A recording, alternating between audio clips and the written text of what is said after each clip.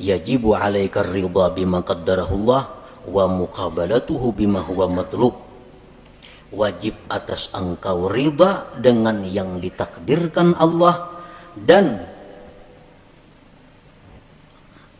membetulinya, menyikapinya dengan sesuatu yang dituntut. Karena kita setiap hari ini selalu dihujani oleh takdir, kada henti-hentinya, sedetik pun kada lepas daripada takdir. Dan takdir yang kita terima dari Allah ini kada lepas daripada empat macam. Yang pertama nikmat. Adalah kita nang lepas daripada nikmat hari-hari. Orang dalam penjara itu dia ada nikmatnya.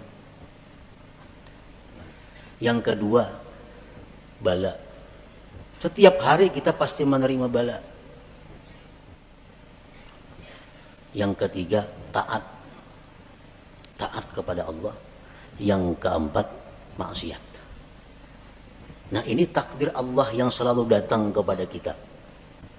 Kita ditakdirkan dapat nikmat, ditakdirkan dapat bala, ditakdirkan kawa melakukan taat, ditakdirkan melakukan maksiat. Nah, kita wajib ridha dan menyikapinya dengan sesuatu yang dituntut. Kita hari ini dapat nikmat dari Allah. Karena takdirnya demikian, kita wajib ridha. Membetulinya adalah syukur. Jadi setiap hari kita kada-kawa kada bersyukur. Setiap hari kada-kawa kada bersyukur. Karena itu yang dituntut Allah kepada kita, membetuli nikmat yang diterima. Takdir nikmat ini selalu ada kepada kita. Jadi syukur. Yang kedua bala. Bala itu selalu ada. Wajib kita ridha dengan bala itu dan menyikapinya bisabri alaih, dengan sabar atasnya. Nah, jadi sabar ini wajib juga setiap hari kita lakukan. Yang ketiga, taat. Kita melakukan taat, kita ridha, ditakdirkan Allah melakukan taat.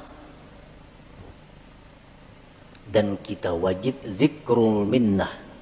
Kita wajib mengingat jasa Allah, nikmat Allah, pemberian Allah, pertolongan Allah kepada kita. Jadi kita berbuat taat itu yang kita ingat apa? Taufik Allah. Karena taufik Allah kita mampu berbuat taat ini. Nah, kita berbuat taat, ada zikrul minnah, mengingat itu, ingat bahwa kita ini mampu berbuat taat ini karena ditolong Allah, dibantu Allah, diberi taufik oleh Allah. Yang keempat, maksiat.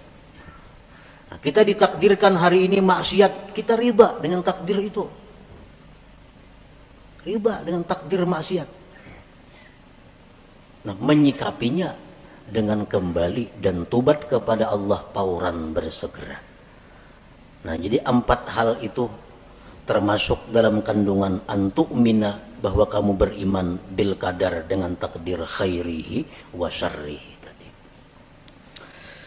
Para muhibbin rahimakumullah, kalau kita beriman dengan takdir,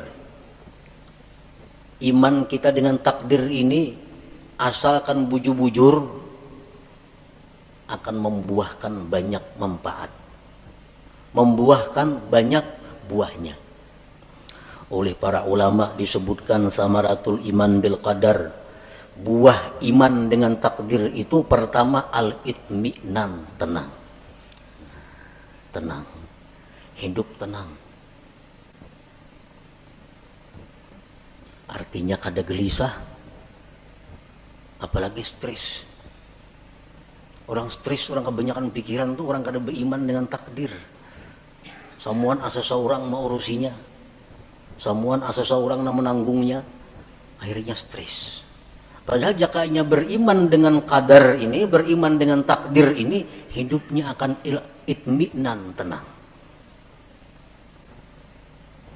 Yang kedua, at-tawakkul. Orang yang beriman dengan takdir, hidupnya penuh dengan tawakal kepada Allah. Yang ketiga, ada mutaubih li khalqillah, kada mau mencela, kada mau meniwas lawan makhluk Allah. Anas bin Malik berkata, aku 10 tahun berkhadam dengan Rasulullah sallallahu alaihi wasallam.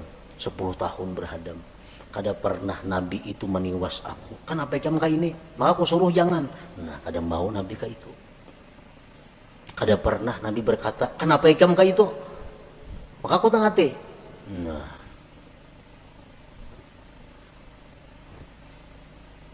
kalau kita beriman dengan takdir, kada ada istilah meniwas, menyalahkan makhluk Allah.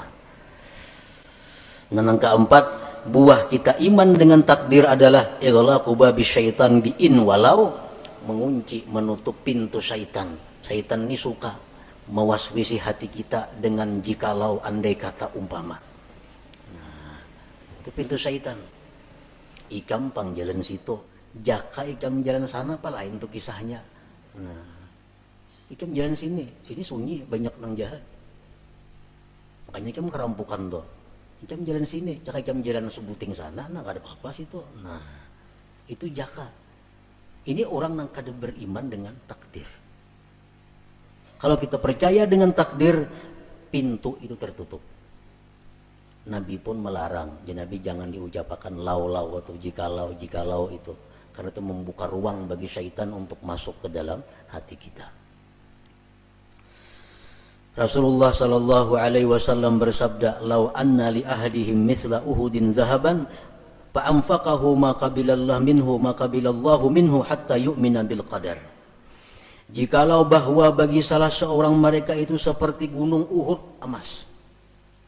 Bisi gunung Uhud tapi emas, disumbangkannya emas itu, Allah kada akan menerima sumbangannya itu sebelum dia beriman dengan takdir. Jadi beriman dengan takdir. Nah, kesimpulan daripada apa yang disampaikan oleh Imam Ahmad ibnu Athaillah dalam hikmah yang ketiga ini, sawabiqul himam, bahwasanya himmah yang cepat atau kuatnya cita-cita seseorang, la takhriqu aswaral aqdar, tidak akan bisa merubik takdir. Bagaimanapun usaha kita, bagaimanapun doa kita, bagaimanapun tawajuh kita, kada akan bisa berhasil kalau itu bertentangan dengan takdir Allah Subhanahu wa ta'ala. Bukan berarti beliau ini menghimbau kita untuk menjauhi sebab, bukan berarti demikian. Tetapi yang ingin beliau tekankan adalah bahwa mengembalikan sesuatu itu kepada takdir Allah Subhanahu wa ta'ala. Silahkan kita berusaha, silahkan kita berdoa, silahkan kita tawajuh, tapi ujungnya kita mesti ingat bahwa semua itu adalah takdir daripada Allah Subhanahu wa ta'ala. Nah, itu maksudnya.